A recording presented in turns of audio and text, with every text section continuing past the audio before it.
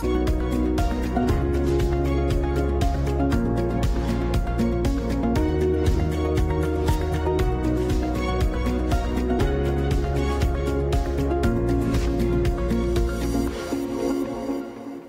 à tous et bienvenue sur le plateau Village Semences en partenariat avec le groupe France Agricole. Cet après-midi, nous allons parler d'un événement incontournable sur le salon de l'agriculture. Il s'agit du trophée national des lycées agricoles organisé par le concours général agricole et en partenariat avec l'éleveur laitier et la France Agricole. Alors en quelques mots, le TNLA, ce sont des établissements d'enseignement agricole qui s'affrontent autour de l'élevage. Les équipes viennent à Paris avec leurs vaches, laitières ou allaitantes, et ils vont réaliser différentes épreuves, des épreuves de communication, de manipulation de l'animal en toute sécurité, de présentation sur le grand ring, et puis l'implication des élèves est également évaluée tout au long des épreuves. Alors pour cette 19e édition qui s'est ouverte hier, mercredi 26 février, et qui se clôturera ce dimanche 1er mars, ce sont pas moins de 300 élèves qui sont venus de partout en France. Ils représentent 51 établissements agricoles, mais il y a aussi des établissements qui viennent en dehors de nos frontières, puisque le TNLA compte parmi les compétiteurs une équipe venue de Côte d'Ivoire.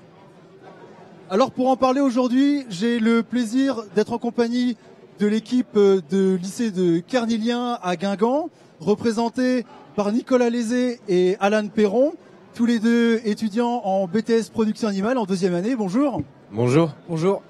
Vous êtes accompagné par Brigitte Guéguin, enseignante en éducation socio-culturelle. Bonjour. Bonjour. Et j'ai aussi le plaisir de recevoir Joël Rigal, inspecteur général de l'enseignement agricole en production animale et membre du jury du TNLA. Bonjour. Bonjour.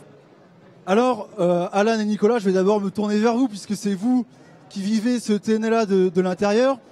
Et je l'ai dit tout à l'heure, le TNLA, ce sont plusieurs épreuves et c'est notamment une épreuve de communication qui se prépare bien avant votre arrivée à Paris. Il y a notamment l'animation d'un compte sur Instagram. Nicolas, est-ce que tu peux nous dire depuis combien de temps tu travailles ou vous travaillez sur ce compte et comment vous l'alimentez au quotidien ? Le compte Instagram, on l'a créé tout de suite après notre inscription au TNLA. Donc ça fait depuis le mois d'octobre à peu près. Donc on devait sur le compte, on devait publier des photos, très souvent. Donc on devait une photo de l'équipe avec l'animal, des photos où on présentait un peu notre ville, le lycée.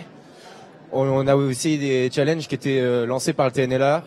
Par exemple, on avait une photo à réaliser pour la Saint-Valentin où on devait mettre en scène une photo romantique avec notre vache et l'équipe. On met aussi des stories à la une. Et on devait respecter aussi les hashtags TNLA et identifier le TNLA qui repartageait après dans sa story nos publications. Alors, la communication, c'est aussi l'animation de votre stall. Donc, vous êtes dans le hall 1. Qu'est-ce que vous avez prévu pour vos visiteurs sur la stall ? On a préparé des quiz. Donc, un quiz sur la Bretagne, un quiz sur la froment du Léon, notre vache, et un quiz sur l'agriculture en général. Donc, on a en tout à peu près une vingtaine de questions avec des dés. Donc, les gens lancent des dés. Ils tombent par exemple sur le chiffre 12 et ils choisissent le thème qu'ils veulent. Et on leur pose la question numéro 12 et s'ils ont bon à la question, ils remportent un lot. Et alors, dernier mot peut-être sur l'épreuve de communication. Vous avez aussi une affiche à produire qui doit porter sur le thème de ce salon de l'agriculture. Est-ce que tu peux nous en dire quelques mots ? Alors le thème de cette année, c'est l'agriculture vous tend les bras. Donc nous, on avait fait une affiche avec un lycée tunisien, le lycée de Tibar, qui était censé faire le TNLA avec nous, mais qui au dernier moment ont eu des empêchements pour venir. Du coup, on avait fait une photo où on était avec eux et on avait fait un slogan « Partageons notre passion ». Et voilà. Alors, on va rester un petit peu sur la stall et je vais me tourner vers toi, Alan, puisque il est quand même temps de parler de votre animal, qui a quand même quelques spécificités. Raconte-nous un petit peu, présente-nous l'animal, Alan, et puis son histoire et pourquoi vous l'avez choisi. Alors, notre animal, donc c'est une génisse qui s'appelle Oise. Donc c'est une froment du Léon.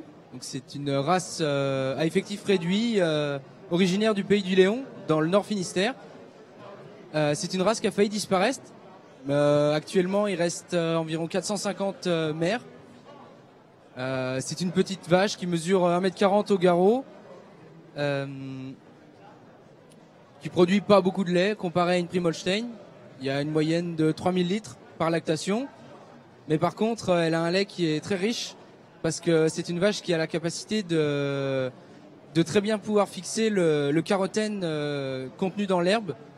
Et de par cette caractéristique, ça lui donne un lait du coup qui est très riche en matière grasse et très jaune. Donc ça lui vaut le surnom de la beurrière parce que son lait est utilisé pour faire du beurre.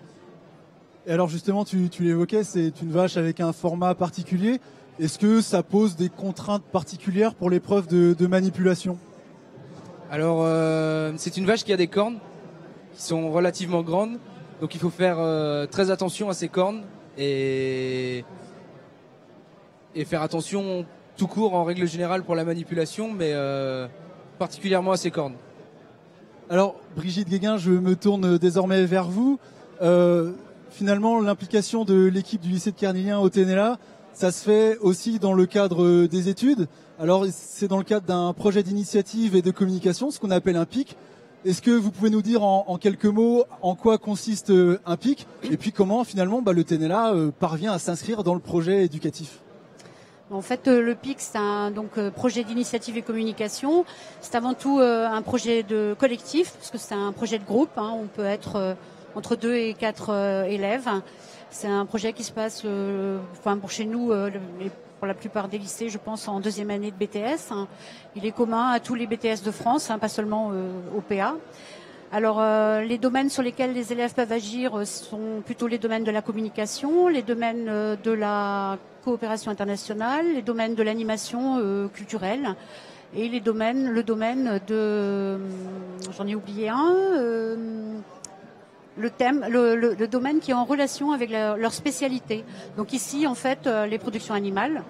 Donc finalement, le TNLA, il remplit, je peux dire, toutes les qualités pour faire un bon projet PIC, même si c'est quand même un projet qui va demander beaucoup d'investissement, beaucoup de travail en amont et aussi quand on est ici sur le salon pendant 5 jours.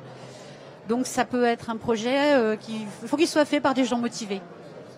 Et alors, vous l'évoquiez, Nicolas, tu en parlais aussi tout à l'heure par rapport à la constitution de la fiche. Le TNLA, ça vous permet aussi une ouverture à l'international et des coopérations? Alors, pour nous, oui, parce que il y a 2 ans, nous avons accueilli un lycée, le lycée de Tibar, donc avec lequel nous sommes en partenariat depuis 2016. Donc, c'est un lycée qui a aussi des vaches. Et on est allé plusieurs fois là-bas, nos étudiants vont en stage là-bas, ils sont venus aussi chez nous.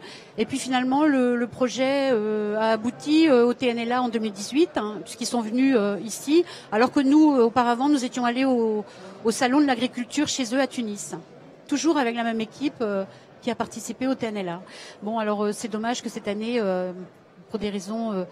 indépendantes de leur volonté sans doute, qu'ils n'aient pas pu venir, mais voilà, on aurait bien aimé encore les accueillir cette fois-ci. Bon, il n'empêche que notre partenariat, il va continuer. Alors, à vous entendre, on se rend bien compte que le TNLA, c'est aussi beaucoup de préparation, et c'est notamment la recherche de sponsors. Nicolas, est-ce que tu peux nous en dire un peu plus? J'imagine que c'est un travail de fond.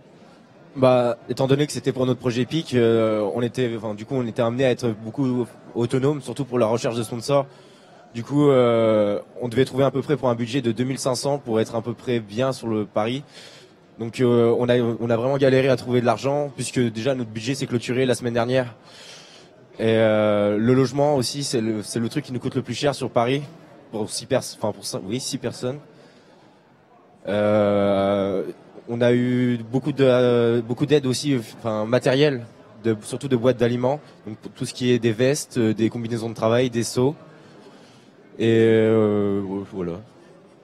Alors, Joël Rigal, je me tourne désormais vers vous, membre du jury. On l'a vu au travers des discours de Nicolas, d'Alan et puis aussi de Brigitte Guéguin. Le TNLA, finalement, ce sont des épreuves qui s'ouvrent de plus en plus. Ça reste des épreuves assez techniques, je pense notamment à la manipulation. Mais ça s'ouvre aussi beaucoup via la communication, via de la coopération internationale. Quand on est membre du jury, finalement, qu'est-ce que l'on prend en compte pour faire évoluer les épreuves du TNLA? Et puis, est-ce qu'il n'y a pas un parallèle à faire aussi sur, l'orientation de l'enseignement agricole plus largement? Oui, j'ai l'habitude de dire que le TNLA, avant tout, c'est une grande aventure humaine autour de différentes activités et c'est ce qui fait sa richesse. Certes, il y a de la technique, il y a la manipulation, présentation de la race, etc.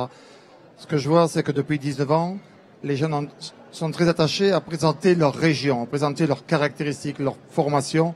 Et c'est aussi la richesse de tous ces échanges dans les allées. C'est ça qui en fait la force. Après, il y a toute la communication, notre collègue l'a bien dit. On essaie d'en faire en sorte que les épreuves collent aux réalités professionnelles. Au fur et à mesure des années, il y a des choses qui ont disparu, de nouvelles qui apparaissent. On a voulu aussi donner, depuis une dizaine d'années, une ouverture internationale avec une épreuve en langue. Dans certains cas, c'est difficile, mais c'est aussi tout ce partenariat avec les lycées extérieurs, Tibar pour Kernilien, c'est aussi la Côte d'Ivoire. On devait avoir 2 équipes chinoises, ça c'était une grande nouveauté. Malheureusement, tout le monde sait pourquoi les Chinois peuvent pas être là aujourd'hui. On a eu des Québécois, on a eu des Belges, donc c'est toute cette alchimie qui fait que, avec Erasmus aussi, on est beaucoup aidé pour leur permettre de réaliser cette épreuve. Et quand moi j'en croise dans le lycée à l'occasion de mon activité, ils s'en souviennent toujours de ce qu'ils ont vécu ici. Alors justement, le TNLA, ça a commencé hier, ça se termine dimanche. Alan, quelles sont les épreuves qu'il vous reste à réaliser d'ici dimanche? Alors, jusqu'à la fin du salon, donc jusqu'à dimanche, il nous reste à animer notre stall, accueillir le public et les informer sur d'où vient notre vache, tout ça. Et samedi, on a donc l'épreuve de présentation sur le grand ring avec toute l'équipe, toute notre équipe. Et juste avant, on a la présentation des races à effectif réduit. Lié effectivement à votre Froment du Lion. C'est ça. Et puis, faut dire aussi que cette année, Oise est la seule représentante Froment du Lion du salon. Et juste en quelques mots, l'épreuve de manipulation, ça s'est passé hier, ça s'est bien passé, vous êtes satisfait? Alors moi, oui, j'étais satisfait de ma performance. Après, on verra les résultats. Bon, espérons en tout cas que tout se passe bien pour vous. Ce sera le mot de la fin. Merci à vous, Nicolas et Alan, d'avoir partagé votre expérience du TNLA. Merci à vous, Brigitte et Joël, pour votre recul et pour votre regard. Demain, une seconde émission se tiendra sur le TNLA. Alexis Marcotte recevra l'équipe du campus de Sicaudière qui nous vient des Deux-Sèvres. Merci à vous de nous avoir suivis en direct sur le plateau Village Semences et à bientôt.